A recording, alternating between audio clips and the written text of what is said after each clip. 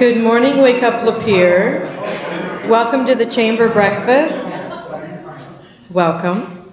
My name is Cindy Schloud, and I'm with AAA and Carol, and I'd like to welcome everybody to our morning breakfast here at the Lapeer Chamber meeting.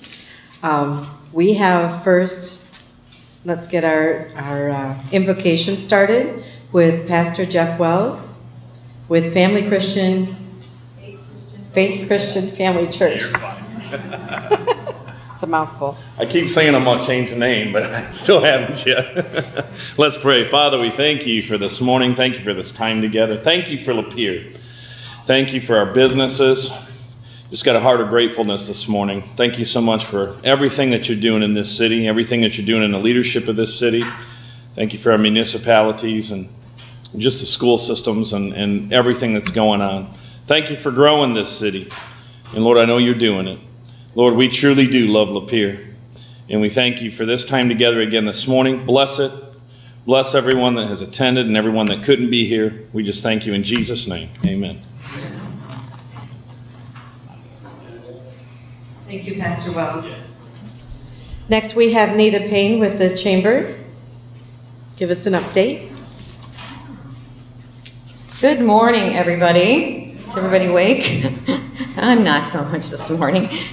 I'm just waiting for spring. I keep looking at the calendar and going, oh, just a few more weeks. And then I look outside and go, oh, not so much. But hey, we'll get through it. A couple of announcements.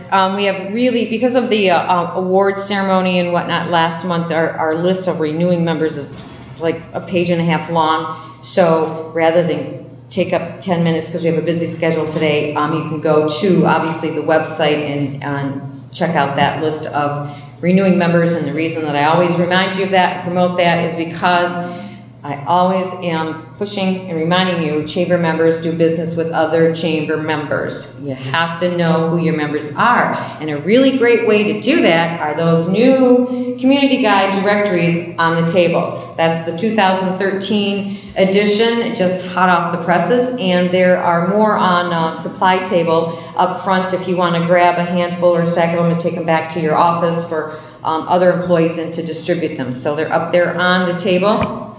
Encourage you to use that as a resource when you're looking for goods, services, and so on in the community.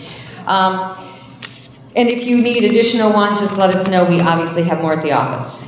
We've sent an email out a couple of times about a survey for Wake Up Lapeer. You should all have gotten it in email. And it's also, there's a link on our website. We've posted it on our Chamber Facebook page.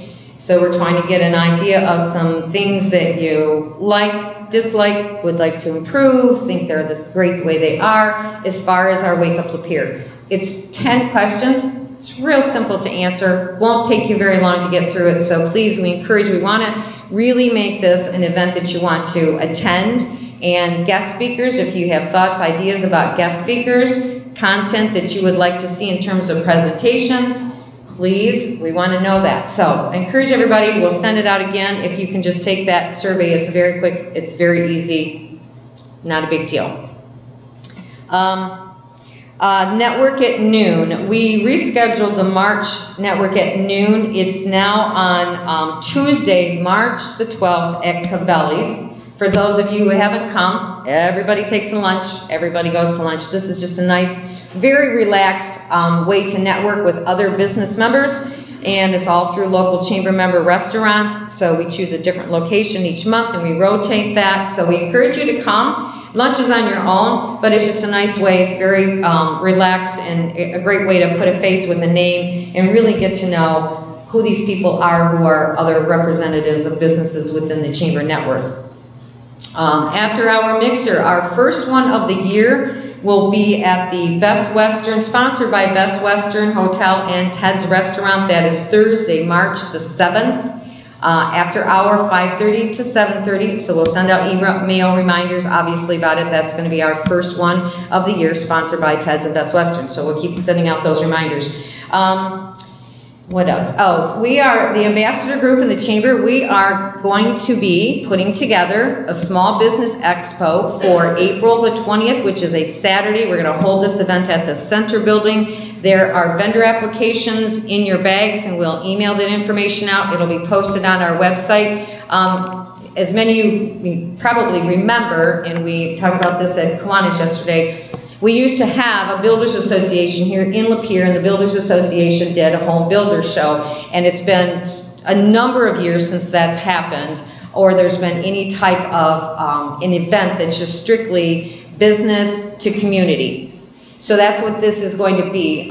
Vendor space will be very affordable for this, but it's an opportunity for businesses, small, large, medium, whatever, to be able to have a vendor space and actually make that one-on-one direct connection to the public. It'll be obviously open to the public. It's going to be a community event. So we're going to start promoting that in the newspapers and so on, and sending out the vendor applications. So we're going to see where it goes this year, and we hope that it will be successful and that we'll be able to just continue this year after year, and it will get bigger and better and give our businesses an opportunity to really make face-to-face connection with the community and the people who live here.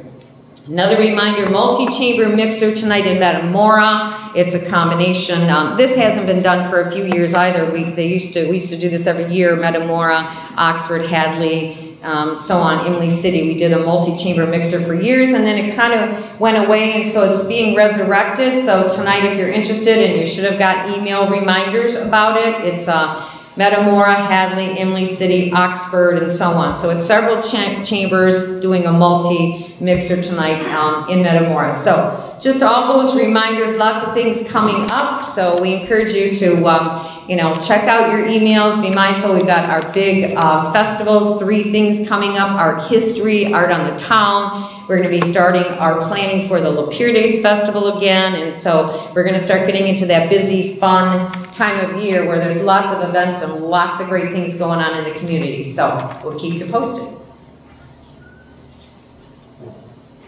Thank you, Nina. Well, now we have our guest speakers. They're from Exit Realty. I'd like to welcome Jeannie McCorkle and Ray Hayes.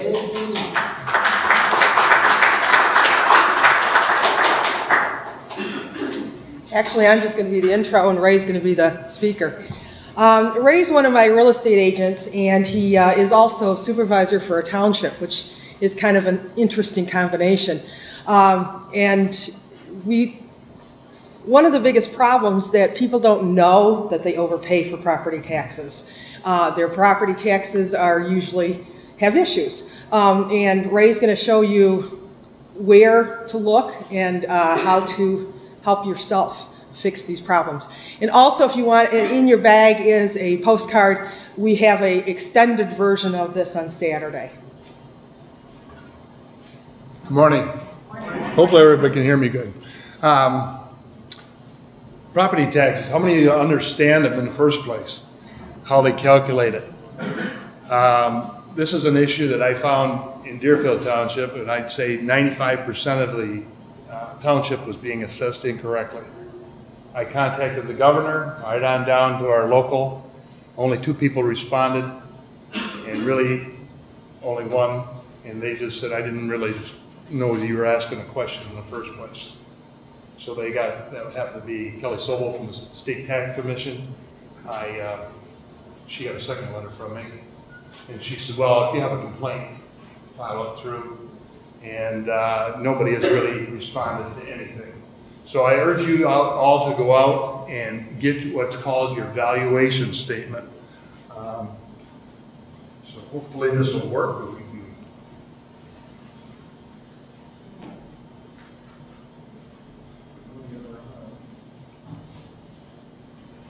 It's changing here, it's not changing there. Let me reset it for you. Sorry. But there's what's called your valuation statement. You need to pick that up from your local municipality, and it shows you, I know probably many of you don't even know what it is. It shows you how the assessor come up with the numbers they did. And there's a couple of things on there that it'll look, well, this is 2 different valuation statements here. Now this is for the same place, and when we look at that, you'll notice, right? Okay, yeah, it's probably awful small. That doesn't show up on there at all, does it?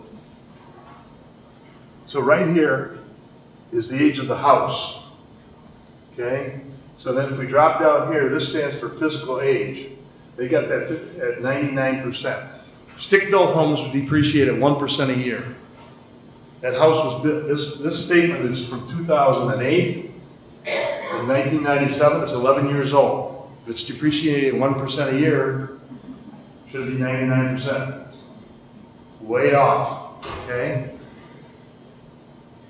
So we looked at this and said, and she said she told us at that time she tore the garage down. So there's things on your valuation statement that may not be there anymore, might not even exist. Her garage is gone. So if you look over, this is for 2009, the garage is gone because we went out there and physically looked, there's no garage anymore.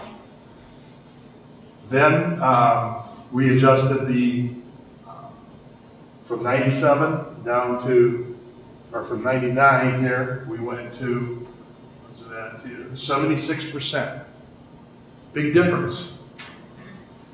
Okay, so that's a difference of what, about 86, 96, about 23%.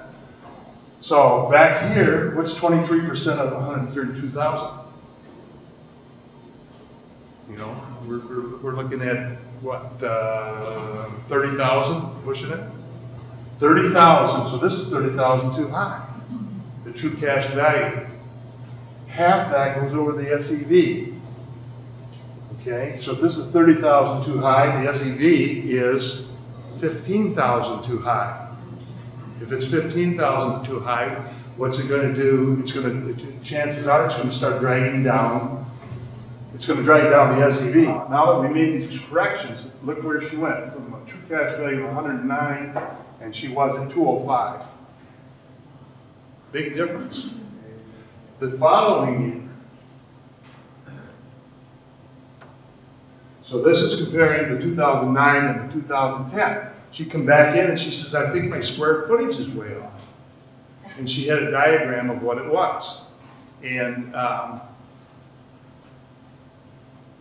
in fact, what it was too, it was a mobile home, a double wide mobile. So what happened there was that those homes depreciated about 3% a year, not roughly. First year's 4, I think, next year's 3. So big difference again in what happens. But she came back in and said, my square footage is wrong. 1,960 square foot, and when I measured it, it's 1,716 square feet. So again, look what happened. It went from 109 down to 89.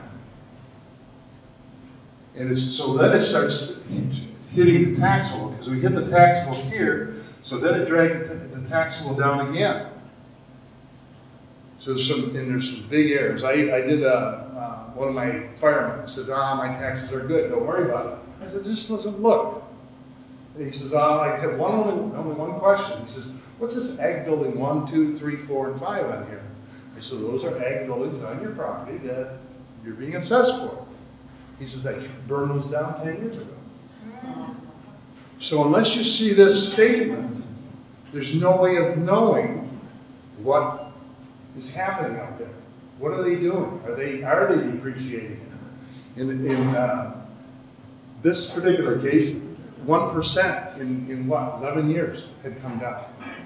This was a terrible example, but I would say 95% of Deerfield was being done. The depreciation was incorrect. It has since been corrected. Now I'm working on the next project is what's called private land uses a public right-of-way. You can't assess taxes for it. That's state law. You cannot assess taxes for private land to use a public right-of-way. So if you own out to the center of the road, you have to be, not in the city. Typically in the city it wouldn't be.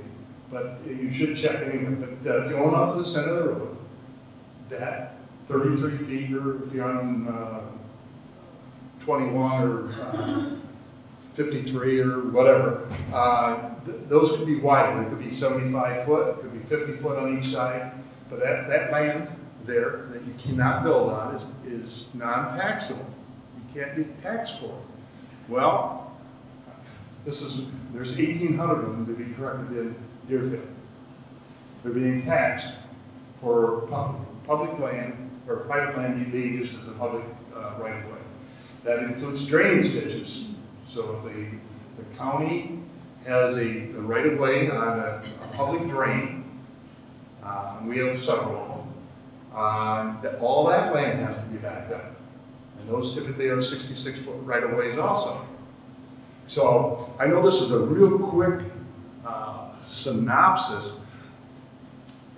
Does everybody understand what happened in 1994? 1994, Proposal A was passed. Proposal A did a couple of things. They started tracking what's called the taxable and SEV. That's what happened. So over time, in 1994, taxable and SEV are equal for everybody. Then, if you remember during the 90s, what was happening to property values? Property values are rising very quickly, very rapidly. Okay, things were good, times were good. So SEV was going up very rapidly. Now the taxable, on the other hand, could only go up the rate of inflation or 5%, whichever is less. So it's going up at 2.5%, 3%. But SEVs are going up 8, 9, 10% here. So then there becomes a wide gap between the taxable and the SEV. Now, as times, in 2005, I'd say I saw it starting, values were starting to come down. So we have this gap between SEV and taxable. So SEV comes down a little bit because of property values. Taxable still has room to come up, so it comes up the rate of inflation or 5%, whichever is less. And then the next year, it does the same thing. And we're in 2005, 2006, 2007. This has happened. So now, pretty much, everything's about equal. Okay? Now, the thing to remember, if we can drive your SEV down, it drags your taxable down with it. So if there's errors on your valuation statement, we can drag that down. Now, once it's down, what's going to happen? If hopefully the economy is going to start picking up, and what will happen is the SEV will start going up, but again, the taxable will only go up the rate of inflation of 5%, whichever is less. So if I go up 2.5%, 3%. So again, we're going to start seeing a gap. A lot of people ask, well, how does that affect you as far as real estate? To tell you the truth, I don't really even pay attention to what it says anymore because it's so far out of whack. A lot of people double that, the SEV, and that's how they say, well, my home's worth that. Well, they aren't real accurate. And if they're not real accurate, why pay attention to them? You have to look at your own house, like if you were going to sell it or whatever. So what happens when something is sold, the taxable of the following year, after somebody buys a house, the following year, the taxable automatically rises up to be equal to the SEV. So when we had this big gap in the 90s between them, you sold your house, whoever bought it, their taxes went up to be equal to the SEV. Now the problem with that I see, you can take two identical homes side by side, the same acreage. One sells every 5 years. Okay, so what was happening during the 90s was SEV went up for both of them. The first 5 years went up. Taxable only went up the rate of inflation. The following year, what happened? It sold, the one house sold, the other didn't. So the SEV went up again to this level, let's say, and the one that sold, the taxable rises up to be equal to the SEV. What happened to the other one? First year it went up, so there's a little bit of a difference. Then the next year the SEV went up, the taxable only went up the rate of inflation, and it sells again, or the other house sells again. The same thing, it comes uncapped, what we call uncapping. But if that house never sells, it can only go up to basically the rate of inflation or 5%, whichever is less. So after a number of years, you have a two houses side by side, the SEVs are equal, but the taxables are not. There's a big gap between the two taxables. So that's a real quick, I don't know how my time is, but Over 7 minutes. Maybe I could just feel, you got any questions? I know this is pretty quick and this is hard to read. Yes? How do you fix that gap? How come some people, I pay more taxes than my neighbor and I get the same house? And how do you? There's a number of different ways. You could have an appraisal done, that's one thing. Now, what I'm pointing out here is what I'll call is errors, okay? Like if you bring this to your assessor, an error like this, hopefully they would fix it, okay? Doesn't mean they're going to, okay? So you might have to take it to the State Tax Commission. Now, most of you, I'm sure, are business owners. Basically the same thing. There's a valuation statement for your building, your commercial building. It depreciates too, okay? At different rates, anywhere from about 2% up to 4% on a commercial building depreciates. So this is big, and the only time they can really raise that is when it sells. But even then, it should remain close, because most of the building remains the same. Okay, like a residential building, let's say you put a new roof on it, you re-side it, you put new windows, new storm doors, you re-drywall it, you tear out a wall, you put new carpeting in. All of those things cannot raise your taxes. Okay, that's a big fallacy. They're going to raise your taxes. There's a form that says they cannot raise your taxes because of that until it is sold. Then it can be. So with that depreciation, there's a little glitch there until it sells. Now, if you add on to the building, that's an addition. That's going to change that form again. Okay? Because it's going to be a bigger house, it's going to be an ag building, it's going to be something else is happening there. So those add things, or things are eliminated, they should be taken off. And again, you really need to look at your valuation statement to figure that out. Yes? Where do you get these statements again from? From the city or the your township? taxing municipality. It could be the city, it could be the township. And how long does it take to get? You just walk in and ask for them? Yes, you should be able to get rid of it right then. And you can get anybody else's too. They may charge you for it, but you can get it. So I can go get my neighbor's valuation? Mm-hmm. Yes? I lived in Deerfield Township, came to last year, bought the house. We had an appraisal done for the mortgage and presented that to you. There probably should be anything that we need to look at because our taxes were low. We came to the board. Okay, came to the board review. Yes, we did. And they did lower our taxes. Everybody else. But we had appraisal done on our house and it was adjusted.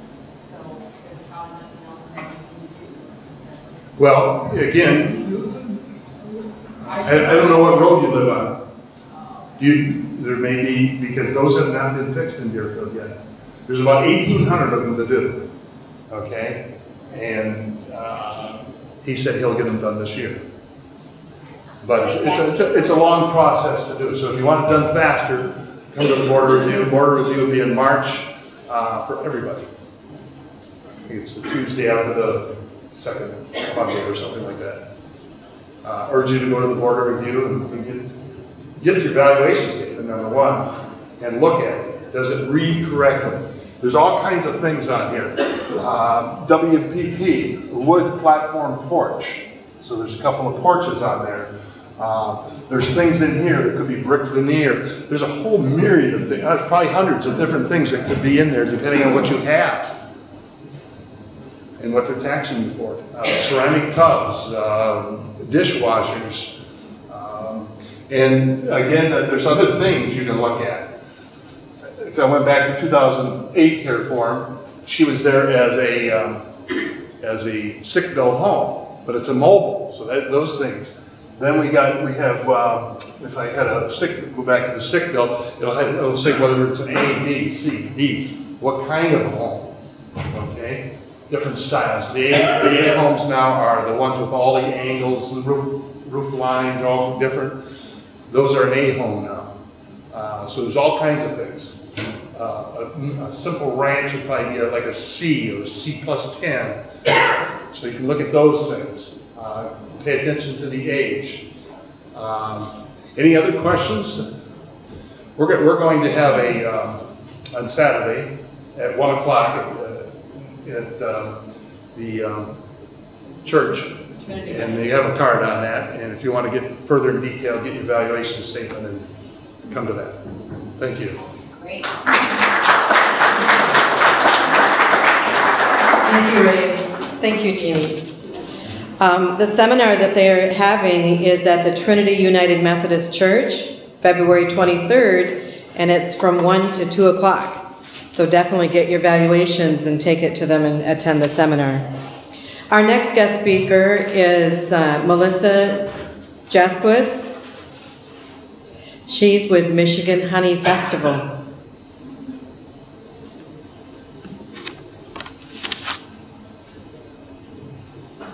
Hi there, and I got to tell you, I live in Deerfield Township, and Ray Hayes is my neighbor, and you should be so fortunate to have a supervisor like him. He's helped me out quite a bit. But first of all, I want to tell you, I have a farm. This morning, I ran behind, and I have goats, milking goats, horses, chickens, sheep, and one of my water tank heaters froze. So I had to take one out of the sheep one, pull it down to the horse one, try to get the ice broken off. And I'm like thinking, wow, I wish I knew about these years ago before I got this. Because right now, the bees don't take anything from me. And this is one of the good things about having bees, is they're keeping their hive at 90 degrees right now. They're in a log. I don't have to pay for that. Come springtime, they clean their own homes. I don't have to clean it like I do my horse stalls. When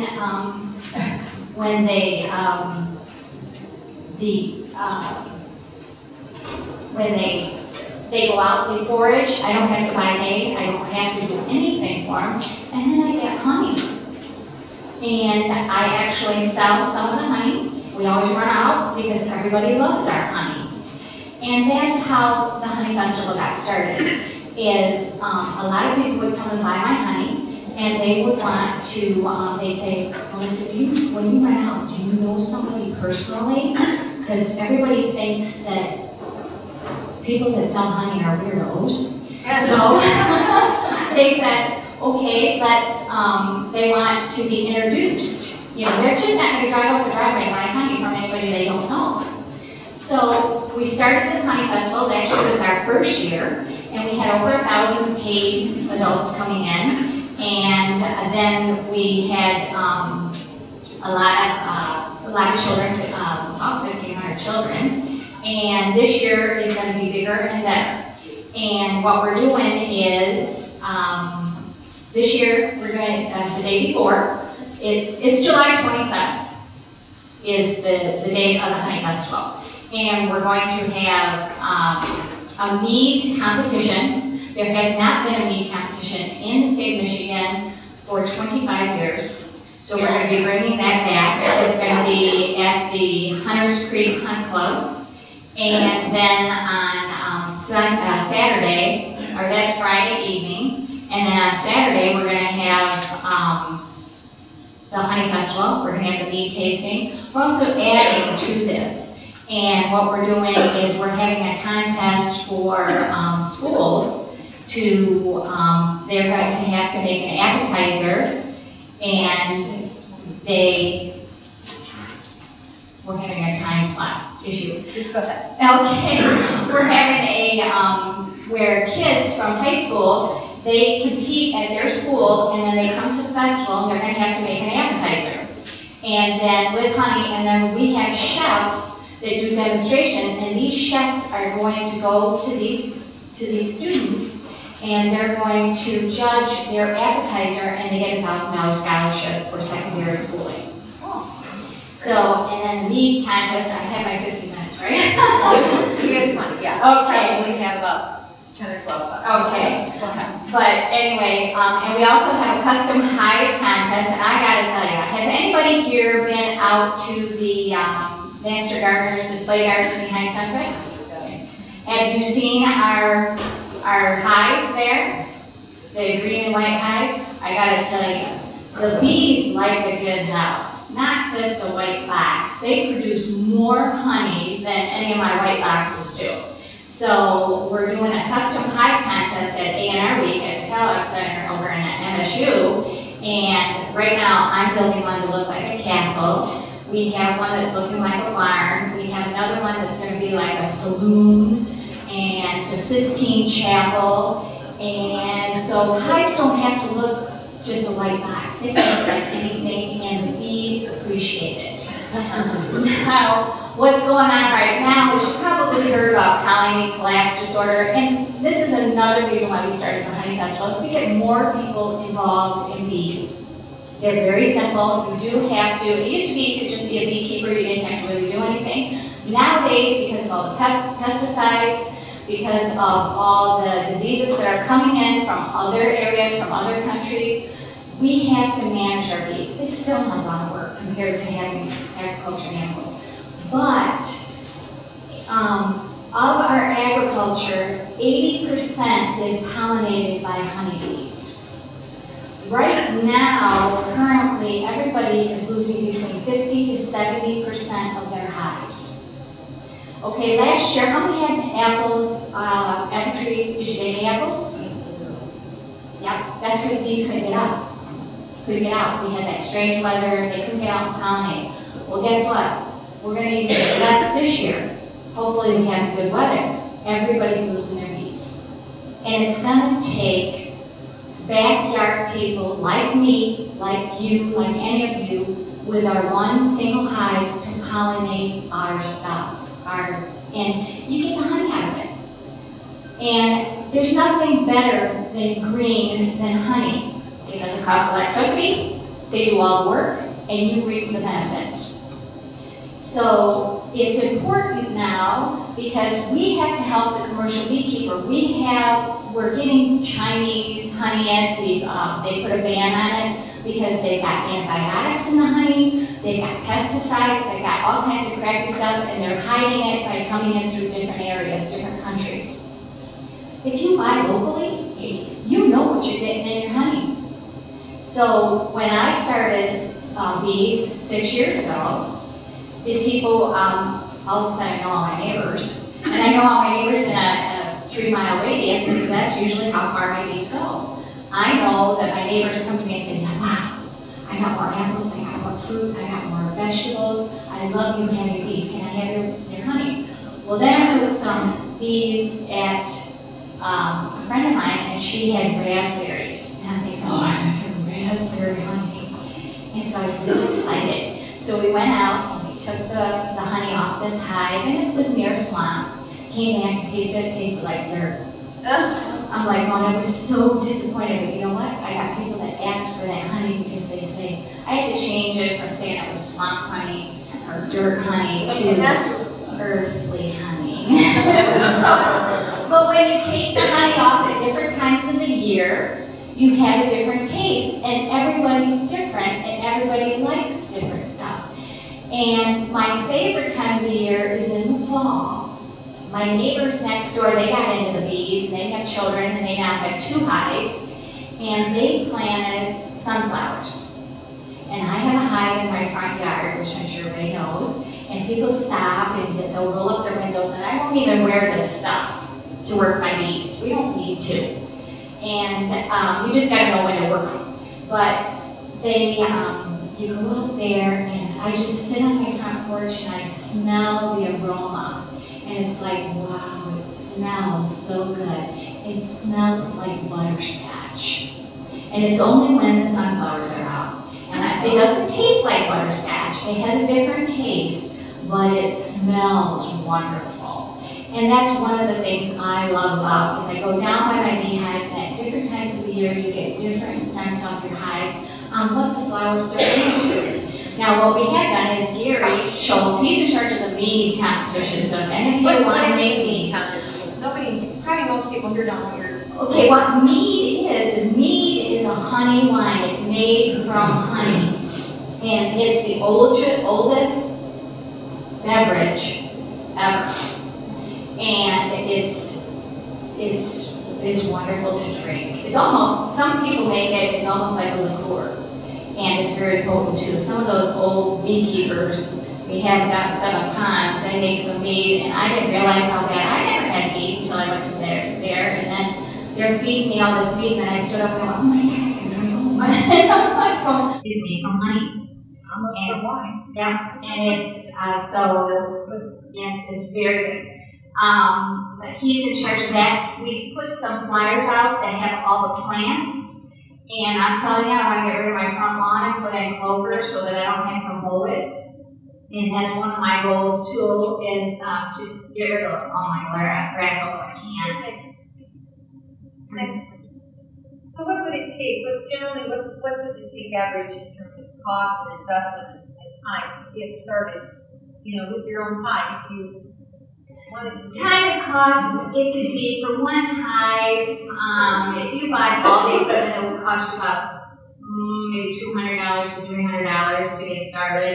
We recommend that you join like a club like 7 Ponds and stuff, just to get started. So you know the ins and outs, knows what to do. A lot of people try to do it on their own. There's a lot of information on the internet. But just talking to some of these old beekeepers, you can't read a lot of stuff in the books. Right. And and then they show you how to get in the beehives, when's the best time, how to get your bees. They come in packages. You have a 3-pound package or a 5-pound package that you can buy. And, or you can get nukes. There's different ways of doing it. Which is what we do at the Honey Festival also is we teach you, we have classes there, we're going to have, how to get your bees, how to get started. And, and then there's not that much work. You have to monitor them and for diseases and lights and all the information.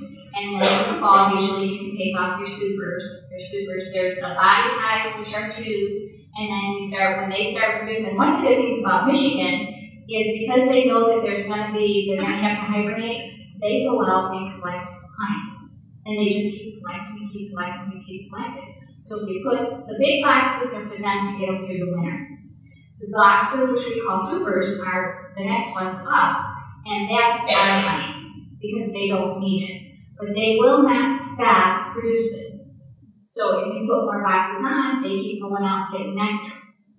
It takes 1 million visits to flowers to get 1 pound of honey. Now last year, my hives were averaging anywhere from 50 to 100 pounds per hive. So I'm not going to figure the math, but that's a lot of flowers that they're seeing. Your trees are wonderful. They go to a lot of trees. It's just, you have to have that there. Do I have any questions? Any other questions? Yes? What does that mean to embrace this? Well, one of the things is there's so many different reasons and there's a lot of research. But what happens when they disappear is if a bee gets sick, and they know they're sick, they will not go back to the hive and infect the rest of the hive. So it could be pesticides, it could be a mite problem, it could be, unfortunately we had imported from China through Australia, through California, some Chinese bees. And these bees carry a disease that we will call a bee AIDS. And they haven't determined how to fix the bee AIDS, and then it's infected our hives. So then what happens is they won't come back in the hive, so they don't have a hive. We also have found out that the commercial beekeepers are doing mono hives, like right now it's almonds. They take all their hives out there, and they're only getting one type of nectar. Well, we're finding out that they need a diversified diet just like we do. So then they're starving to death because they're not getting the nutrition. So again, they get weakened and they can't get back to the hive. So those are just some of the things that are going on. Right now, our hives are, because of this weird weather, they're weakened and they die out. They don't have enough, they keep dying. Last year, what happened, because we had that drought, the bees didn't go out and get any nectar because there wasn't any flowers or any blooms, so that the queens quit producing brood. So then she doesn't have enough brood to get her through the winter to keep her warm, so that the hives die. So only the really, really, really strong hives are going to make it this year because of the drought. And, so unfortunately, our food prices are going to go way up because our bees didn't get out to pollinate. And we're going to have to come up with ways. Michigan is one of the best states because we raise Harvey bees, and we need to get more people involved, more people raising queens, more people raising bees, so that we can get ourselves out of this. And a lot of people want our bees, but people don't want to get into it. They're afraid that the bees are going to kill you. And the bees don't attack you. I've never been attacked. I have been stung, but not that often. Unfortunately, I had a horse killed by hornets. Not by bees, by hornets. He was attacked by hornets and had a shock. So when an anaphylactic shock from hornets, bees will die if they sting you, and they don't want to die. And if you're getting into the hive, normally when you get into the hive, you get into it when it's a very nice sunny day and they're on a nectar run, because you can get in there and they will not bother you because they're busy and they want to get their work done. They want to get that honey in, so they'll let you get in there. If you get in there on a rainy day, they're going to be crabby, just like the rest of us. We're crabby on a rainy day, on a sunny day. You got 5 left, so you want to give us date, place, and time, and location of the honey festival? Okay, the honey festival is at Eastern Michigan Fairgrounds. It's July 27th. It's from 10 to 5. And then Friday, the Friday prior, is the mead competition, and that is on our website, MichiganHoneyFestival.org. And so if you want to enter that, and actually what's happening on Friday night at Hunters Creek Hunt Club, we're having a banquet, and we're going to award the winners of the mead competition that evening, and we're also going to have a tasting and a dinner at Hunters Creek. Because one of our goals is to feature in our Lapeer County as someplace to come to. And already I've been telling people that, we're having it at this exclusive club, that we're going to have this banquet. And I've got people coming from out of state. They want to spend the whole weekend here. So I'm kind of excited because this is going to be the first time. And it is featured in this area. And I think we should be the bee place. The bee county. The capital of the state, right? Yeah. There you go. Thank you. Excellent. Thank you. You had a question? I just wanted to know where you're located. Me. On Lower Road, right down the road from Ray. Laura Millis. Thank you. Thank you so much, Melissa. Our next speaker is Sally Morey. She's with Sally Sweet Treats.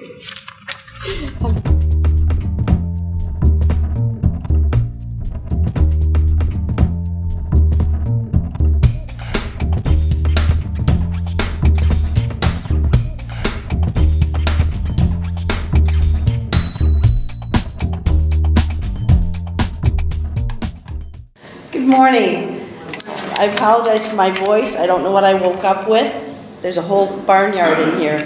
I'm Sally Morey. I'm the owner of Sally Sweet Treats, where we specialize in cake balls for every occasion.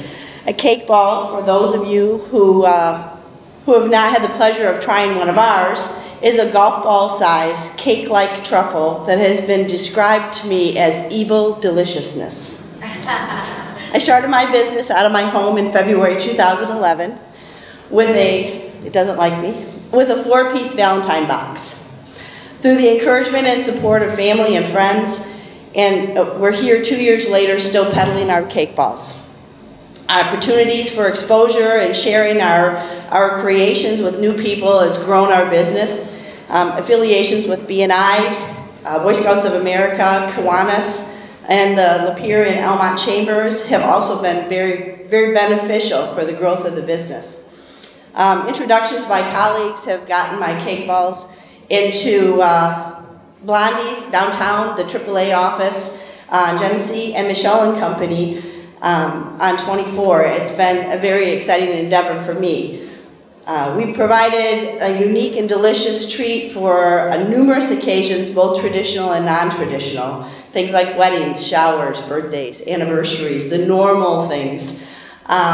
We've also been at reunions and graduations and backyard barbecues and welcome home parties and farewell parties. We've also, made appearances at poker night for the guys and tax day celebrations and congratulations on a new job or a murder mystery party. So they really do work in any environment. I just can't wait to see what occasion we'll be invited to next. At this point in our business, we have 21 flavors. And I make them, and I have a couple of seasonal flavors as well. They're listed and described on the website, as well as pricing and packaging options. And we're on Facebook. We love to be liked and shared, so go ahead and do that. Comments and testimonials are always available, or always welcome, and I am continuously blown away with people's reactions to these morsels. Presentation of the cake balls and customer service are key to me. I take great pride and great care in making sure that all of your needs are met. Along with the treat, you get free customization, free delivery within a 25-mile radius, free setup, and free use of my displays. It's a nice change. I hate that. It's a nice change of pace for a bride-to-be or an event planner who is continually faced with added costs for added service. So dressed up or dressed down, on a fancy display or on a simple platter, cake balls just fit. So go ahead and call, email, or Facebook message me to place your next order the next time you need a wow factor. I'm Sally with Sally Sweet Treats. Looking forward to tantalizing taste buds more and more across Lapeer and other and surrounding counties. Thanks, Sally.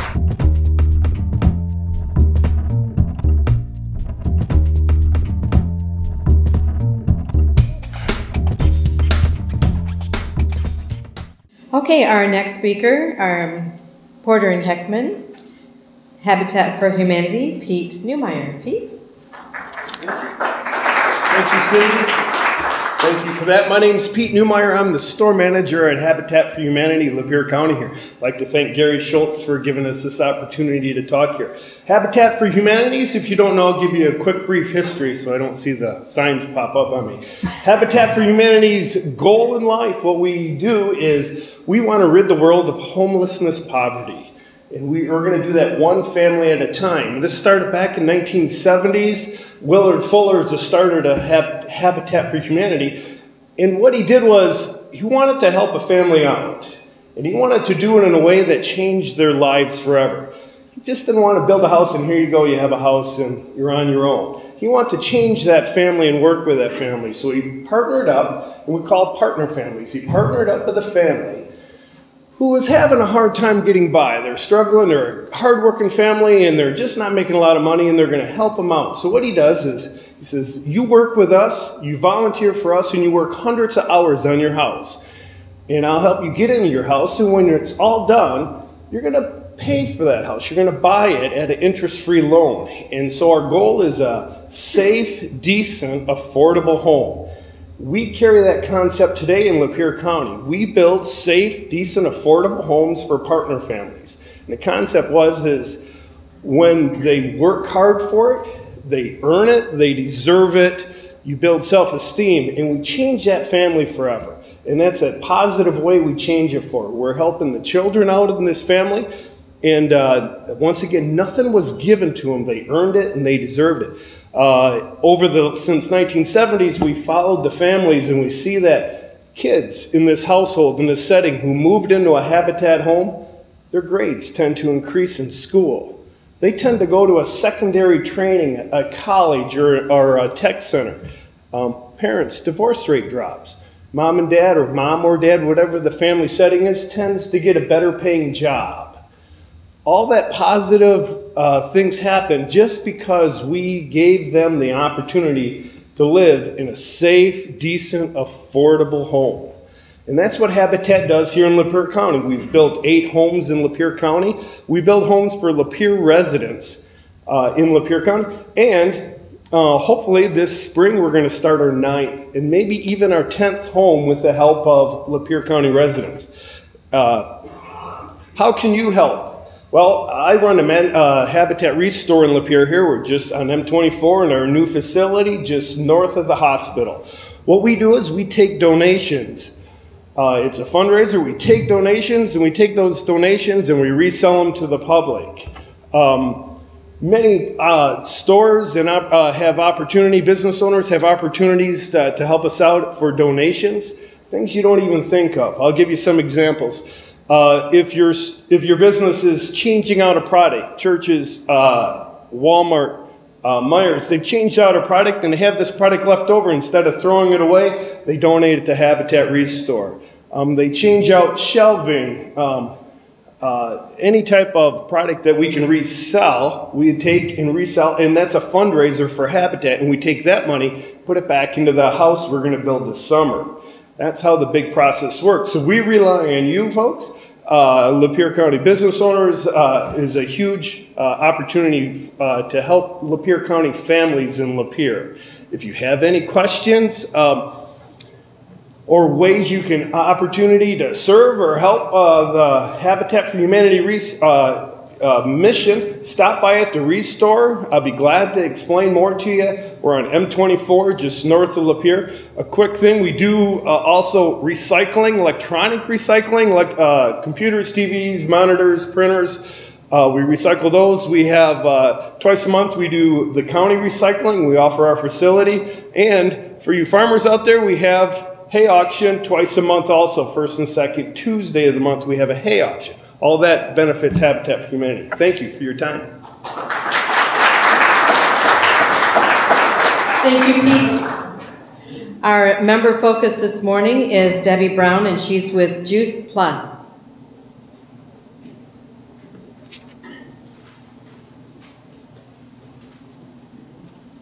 Thank you. Good morning. My name is Deb Brown, and I want to thank you for this opportunity to share my passion. And most of you don't know me, but I'm going to share with you my story, I guess you would say. About 2.5 years ago, I lost my mother to cancer.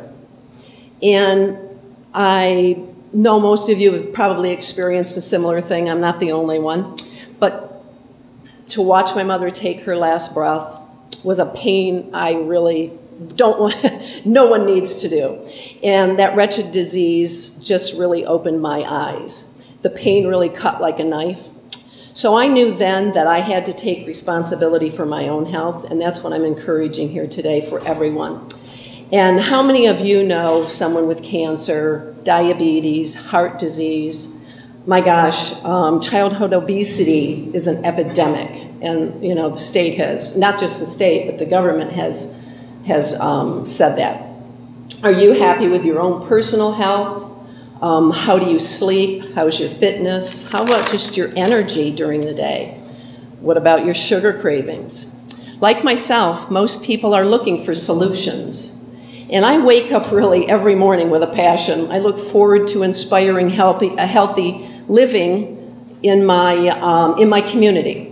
And I do this by sharing this elegant product called Juice Plus. And Juice Plus is concentrated whole food from 25 fruits, vegetables, and berries. It is the most researched brand product in the world, and it is recommended by health professionals all around the world. We are what we eat. We've all heard that. In fact, what we eat impacts every cell in our body. And 75% of all disease is preventable through nutrition. And I don't think most people know that. I learned that 3 or 4 years ago. And so I ask you, are you getting the recommended 7 to 13 fruits and vegetables every single day? And that's raw fruits and vegetables. And maybe some of you have seen this, is half your plate with every meal, half fruits and vegetables. This was done by the government. We changed from the old pyramid to a plate. And Juice Plus bridges the gap between what we should eat and what we do eat. I have a dream to help our community become healthier. My company also offers free Juice Plus for children ages 4 to 18 or full-time college students, and that is with an adult as a sponsor. I'm on a mission because Juice Plus really does give us hope for better health. And if you know of anyone who would like to help me share this dream and inspire healthy living, or just want to take responsibility for their own health, please see me after the event, or there's information in the packet with a website and my phone number. Thank you.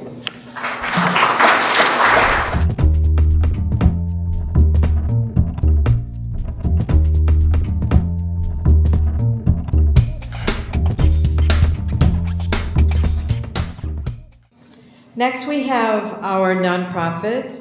Our first speaker is Art on the Town. That's Mary Jo Wensling.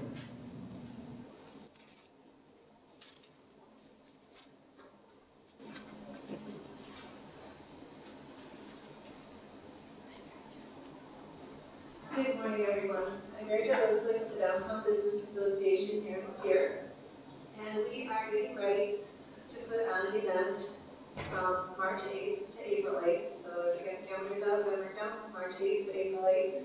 It's called Art of the Town. It's a coalition between our 4-H here in Lapeer County, the Downtown Business Association, the Downtown Development Authority, and Gallery 194.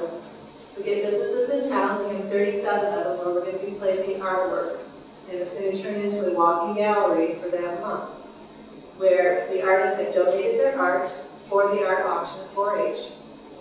And through that month, people can come in and walk each place. You can start. There'll be a pamphlet to show you all the different locations and a map where the art is. So this is something that you can do once a month. Go out to lunch, visit 10 businesses, and visit 10 artists, and take a little tour, and then come back and have dinner with your family and go to another 10 businesses and see the art and enjoy our downtown while you're there. We're going to have a reception kickoff March 8th, and that's going to be at the gallery. And it's going to be from 5 to 8 in the evening, so it's going to give you an opportunity to have some snacks, talk to 4-H people, talk to me, talk to Jim at the gallery, and also be able to visit some of the businesses that will have art in their locations for the art walk. And then, to top it all off, April 13th, I'm throwing a lot of dates at you, that is the art auction. So the art will be taken to the 4-H auction and will be auctioned off to benefit 4-H.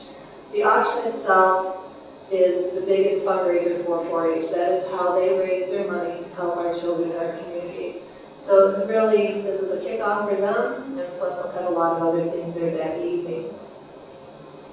And that's the biggest thing, but I want to get those dates in your head. March 8th to April 8th, come downtown, visit us, see our businesses, and see what we have to offer, and visit the art, and get a feel for what community does and community gives back to each other. Is there any questions that I can deal with? Geez, I do good, don't I? Thank you.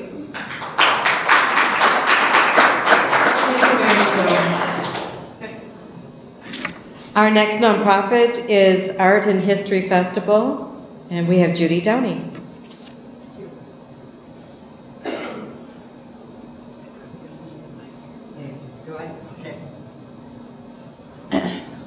Hi everybody, greetings from Sunrise, Kiwanis.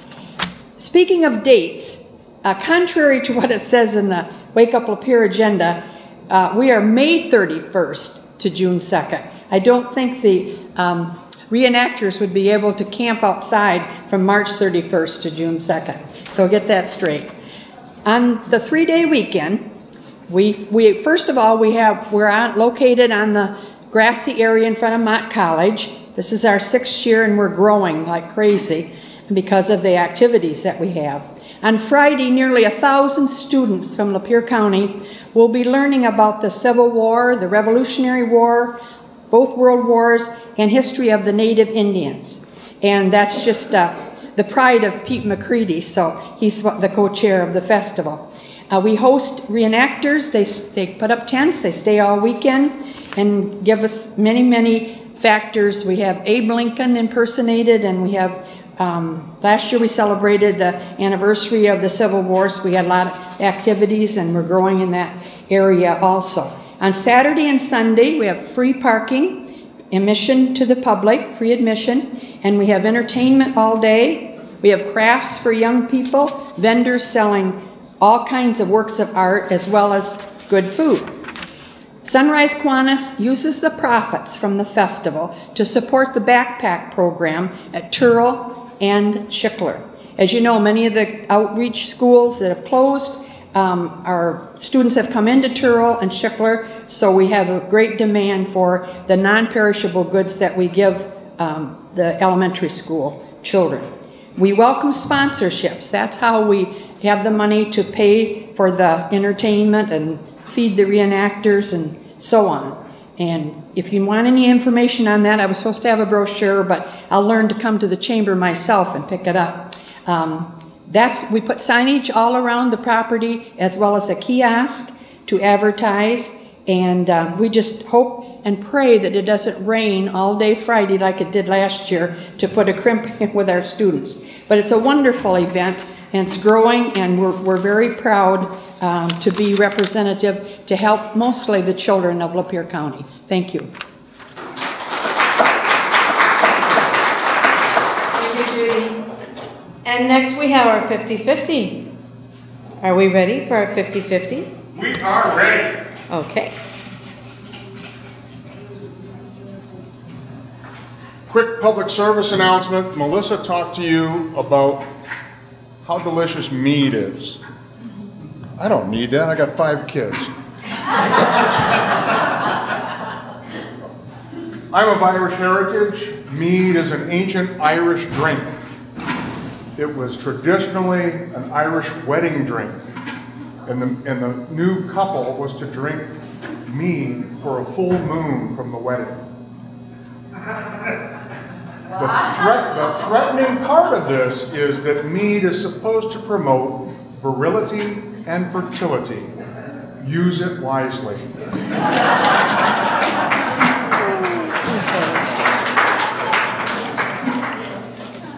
You learn all sorts of things at Wake Up Lapeer. Be a chamber ambassador, you'll have a lot of fun. Oh, yeah. Okay, our number is 490420. 420. All right.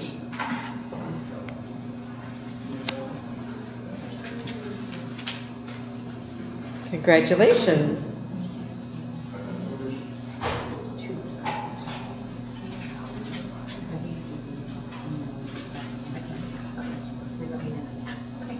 Are you ready? Yep, yep. Okay, our first gift. Yeah, lots today. This goes to Lori Curtis from H&H Tool. Lori? Our member focus. Yay! All right.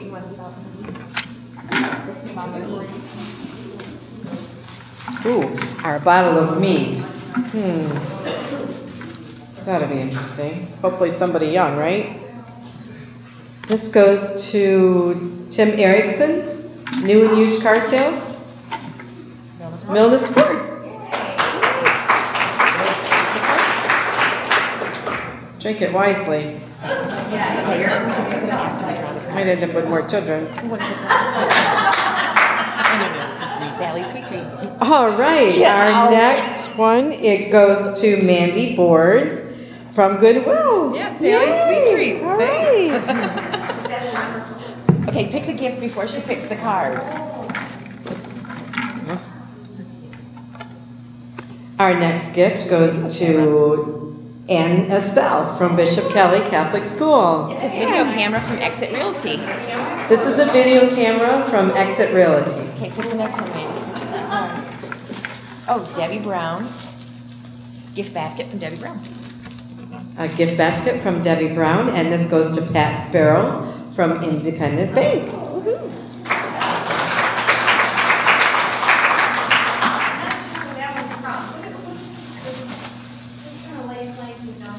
Who is this from? Sunrise Kiwanis. Sunrise Kiwanis. Oh, good. This goes to Goodwill Industry, Kim Beatty. You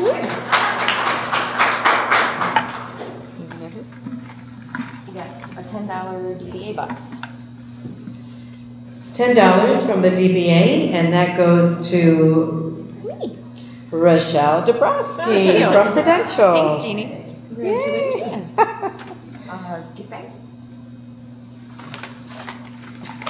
Looks like something from Surf Pro. No, it looks like Surf Pro. That's their colors, right? No, you might want to look. Don't check. Oh, Home Depot. Coffee mug from Home Depot, and how funny is that? It goes to Mike Nowell from Surf Pro. All the right colors. How funny. $15 DBA bucks. $15, $10 from 15 from the DBA.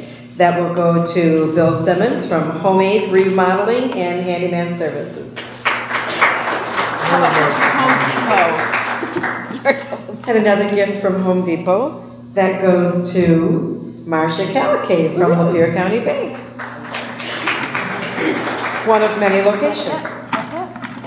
That's it? Okay, good. Just want to make one last minute real quick announcement, and want to just say congratulations to Andrew Cook, who has been doing all of our video work, and God bless him, because if he weren't here, I'd be ripping my hair out. He really helps us a great deal. And he is the proud new daddy of a baby girl. So we want to say congratulations, Andrew. And she was born... Oh, she was born on Valentine's Day. How awesome is that? Beautiful baby girl. So congratulations to Andrew and his family on that. Eden Elizabeth. Eden Elizabeth. What a beautiful name. Yes. So congrats. I'm sure he'll be a great dad. So that's it for this month, for this day. Today, everybody go out and make it a great day and make it a great community to work and live in. Thank you very much for being here.